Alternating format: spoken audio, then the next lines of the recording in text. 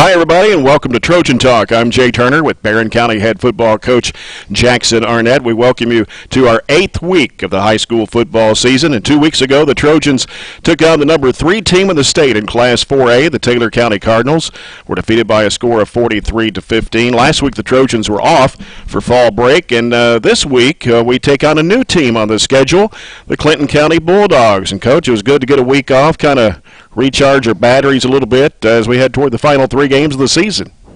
Yeah, it was good to have that break and good to have our, good fall break, and we had 2 good practices over the break, and kids are energized. We got some injuries healed up, so we're back to full strength again, and just ready to get back at it, come back on. We'll come back to 2 weeks ago with that Taylor County game, recap a little bit. Cardinals were ranked 3rd in the state in Class 4A, and we were able to put together some pretty good drives there in that first couple of series, but we just couldn't score. Yeah, we played well on offense.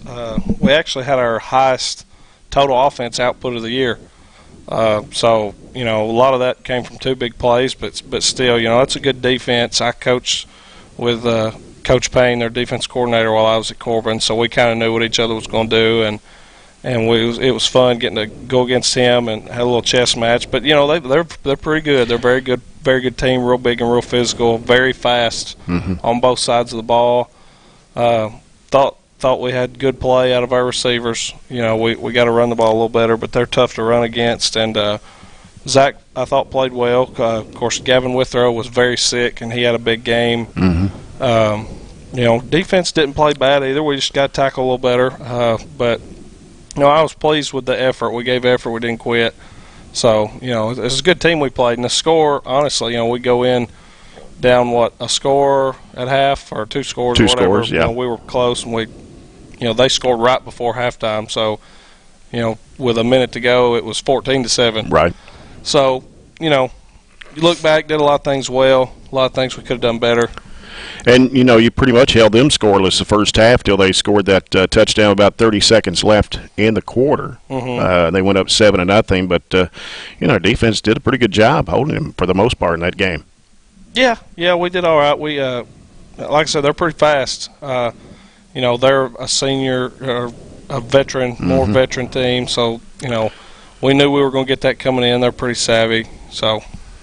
And you look at the stats on the graphic, we had 300 total yards. You mentioned that was the most we'd had in a game this year, 124 rushing, 176 passing. Taylor County had 522, and they had 345 on the ground and 177 passing. But, we had a bright spot there with 3:37 left in the half when Zach Johnson hooked up with Gavin Withrow on that 74-yard pass play, and then Nikens' kick tied the game at 7. And then that came after we had fumbled the ball. And here we are with a 7-7 ball game with 3 minutes to go in the half against a very good football team, probably the best team we'd played all year. Yeah, I mean, they're one of, if not the best teams we played. And as like I said, we did a good job of moving the ball. We're still trying to find ways to score against really good teams. And that was the thing. Good teams are hard to score on, and we've got to find ways to do that. And we've done better, I think, just more focus, more, it's week 7, so, week 6 then, so we just more focus, more attention to it, and, they'll come. And then we were able to score again, 5 minutes to go in the fourth quarter. Jamarcus Miley scored in a 64-yard pass play from Johnson, and then Karsten Chelson scored the 2-point conversion to make it 43-15, and that's the most points by a Taylor County opponent, other than their loss to Campbellsville. Yeah, well, they had 2-3 shutouts in a row. Yes. So we did a good job moving it. I thought we had a good game plan. So like I said, they're good. No excuse for us. We still, I think, we left a few touchdowns out there that times we could have scored. We get down in the red zone and you want to score. We tried a field goal. We maybe should have went for it, but we got some young kids still. Right. But going into this last 3-game stretch, we've really stressed finishing and getting in the end zone. Yeah. Again, I thought our total yards, we had 300, and that was again the most we had in any game against a very good team. Right, we're getting better. Keep getting better every week, and that's just a testament to how hard the kids are working. Yep. Well, Coach, we're going to take a short break, and when we come back, senior player Tanner Slagle is going to join us as we continue Trojan Talk after this break on BCHS Live. You're watching BCHS Live on YouTube, Facebook, or Twitter. BCHS Live is a student-led live online video production program started in 2015 by 4 BCHS freshmen. The BCHS Live program is here to showcase everything going on at BCHS, from athletics to special events and opportunities to ceremonies and celebrations. The BCHS Live program is here to show everyone in our community what BCHS is all about, and with 3 major online outputs of our broadcasts, we truly live up to our motto: everything BCHS, anywhere you want it. The Trojan Thread School Spirit Store is the #1 place to find any and all things BCHS, with a wide selection of clothes including hoodies, t-shirts, long-sleeve shirts, and polos, to everyday items including pens, pencils, notebooks, and stickers, to jewelry including earrings, necklaces, bracelets, and wristbands. So stop by the Trojan Thread Store any weekday from 8 a.m. to 11 a.m. or during any home varsity basketball game. The Trojan Thread School Spirit Store, keeping Marion County in style. Heading into the second year from an approximate 12-year hiatus, the Trojan Times has an all-new look and an all-new approach to bringing you BCHS happenings. We are an entirely student-based publication working more than ever this year to inform you with BCHS happenings. I'm Brennan Crane, Editor-in-Chief, and I can say that we are thrilled to showcase BCHS in a whole new way. You can find us on Facebook, Twitter, Instagram, and Snapchat at BC Trojan Times. You won't want to miss this. Go BC! The Burgundy Media Network, or BMN for short, is a network of Marion County High School's 3 major media outlets: 88.7 FM, Trojan Radio, BCHS Live, and the Trojan Times school newspaper. As a whole, we are determined to provide you with BCHS news, sports, and interests like never before. Check out our weekly newscast broadcasted every Friday from within Marion County High School, or check out our website at baronschools.com/BMN. From all of us to you, we thank you for your support of all things BCHS.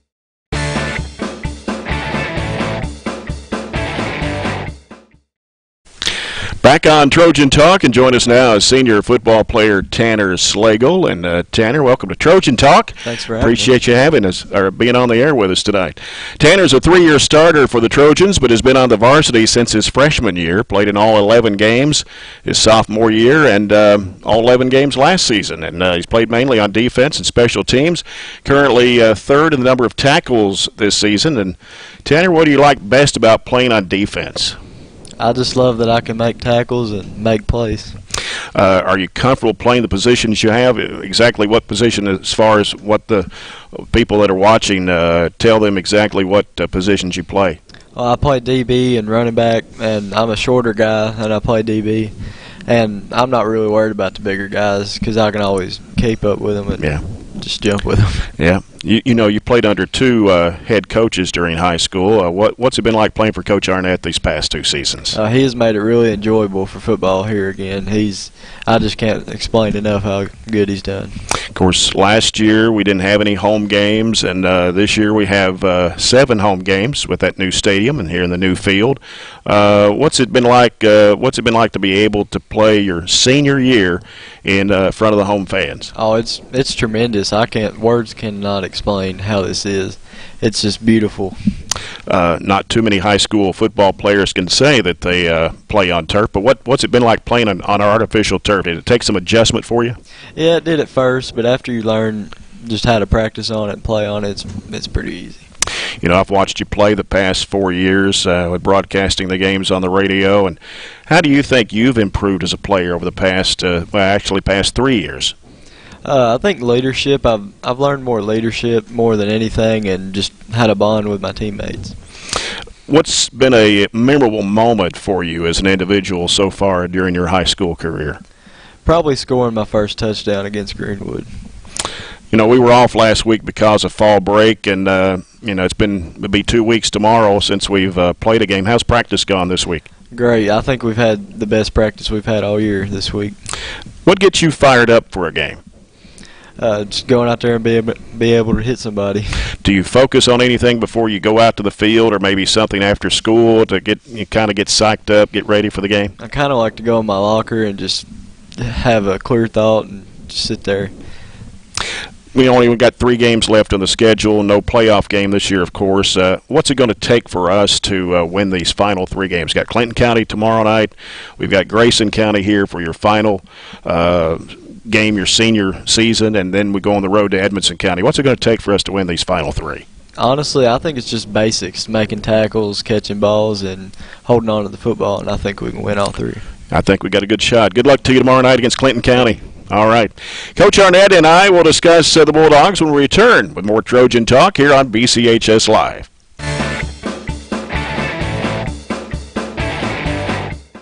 You're watching BCHS Live on YouTube, Facebook, or Twitter. BCHS Live is a student-led live online video production program started in 2015 by 4 BCHS freshmen. The BCHS Live program is here to showcase everything going on at BCHS, from athletics to special events and opportunities to ceremonies and celebrations. The BCHS Live program is here to show everyone in our community what BCHS is all about, and with 3 major online outputs of our broadcasts, we truly live up to our motto: everything BCHS, anywhere you want it.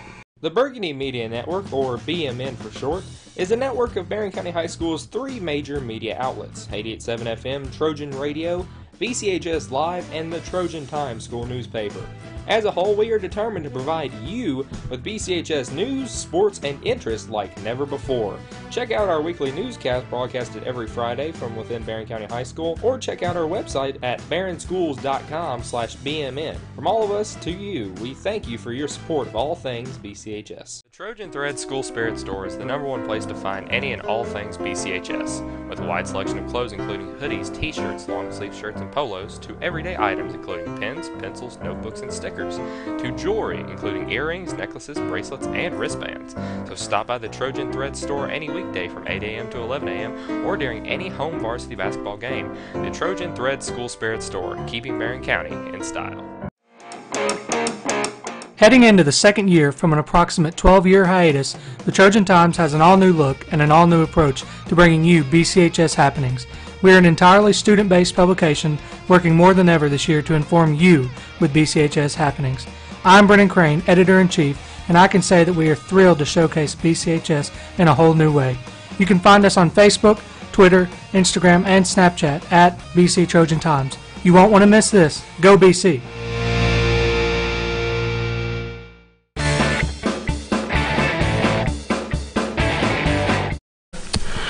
The Clinton County Bulldogs come to Trojan Field on Friday night. First time the Trojans and Bulldogs have met since sometime in the 70s, we understand. For several years, Clinton County did not field a football team. They restarted their program in 2006.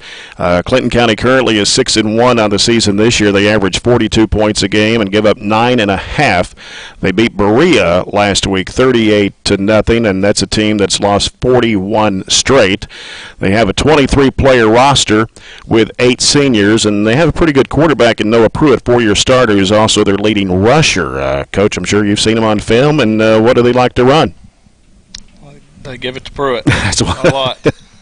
He's pretty good. He's very physical. They don't do much. They're pretty simple, and they're pretty good at what they do. They've got some real good players, and they've been together a long time. If I'm not mistaken, their defensive coordinator and head coach were the Little League coaches, and they've been the middle school coaches, and now so they've kind of stayed with them the whole way through, and they're a lot to be said about that. They've got several good players, but it all he runs the show, and offensively and defensively. Defensively they like to bring pressure a lot, and I don't know that they've seen a team that will do as much as we do offensively. As far as spreading the ball around and getting it out in space as much as we do, but.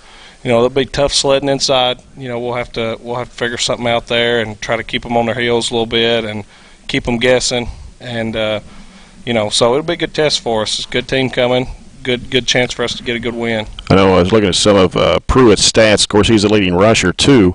and he had 209 yards, 2 touchdowns last week against Berea. He was 5 of 11 passing for 39 yards. And he has over twice as many rushing yards than passing yards in the season. He's got over 1,000 rushing, 15 TDs, 463 passing for 8 touchdowns. A 23-player roster. A lot of their guys go both ways, which you'd think would be a big advantage for us. Yeah, but like I said, it's week 7 or 8. They're gonna. It's not as hot now, so I don't think it'll be as much of a factor now. But that's still a good thing for us. We'll be fresh late in the game. They may not be. I'd like to make them run a little bit, make them do a lot, and they do what they do. And like I said, their one loss is to Lynn Camp, who's a good team. They're similar to us. They spread the ball out a little bit, and they don't have quite as many formations as we do, but they like to spread the ball out, and they do a lot like that. So that's a film we got to see a lot of, and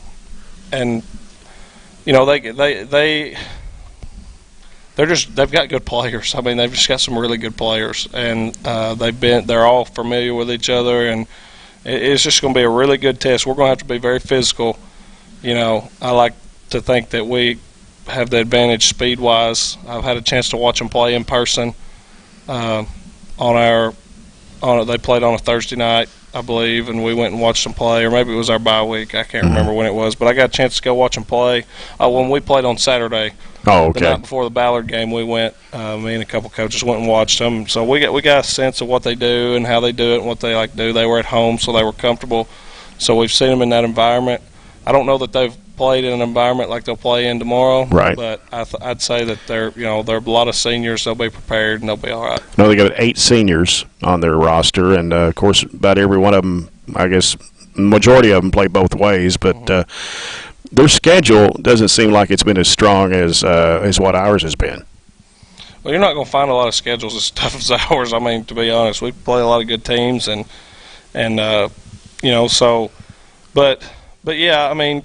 They play a lot of 1A teams. Nothing against that. That's just where they play, and a lot of teams with a lot of guys that go both ways. But it's a good football team. Make no mistake about it. We're going to have to really come to play. They probably feel like they should win the game. They're 6-1, and they're looking at us thinking, this, that, or the other. But our kids are confident too. I feel like we're prepared. So if we execute and just worry about we've told the kids all week, don't worry about Clinton County. Worry about yourself. Do your job. If you do your job, it doesn't matter who you play or whatever, you'll be fine. Looks like their closest win, I know they had some lopsided wins, but their closest, Metcalfe County, 22-12. Yeah, that was the game we got to go watch, and Metcalfe struggled throwing the ball. Moved it on them. Metcalfe had a kid that's a running back, true running back. He was playing quarterback, and they did a lot of good things with him, and that was a good win for Clinton. Metcalfe's not a bad football team at all. They're always well prepared and organized and play good defense. So, but I was glad we got to see that game, to see what they would do with someone who would be physical back, and I feel like we can do that as well. Well, looking at their season stats, they average 354 yards a game.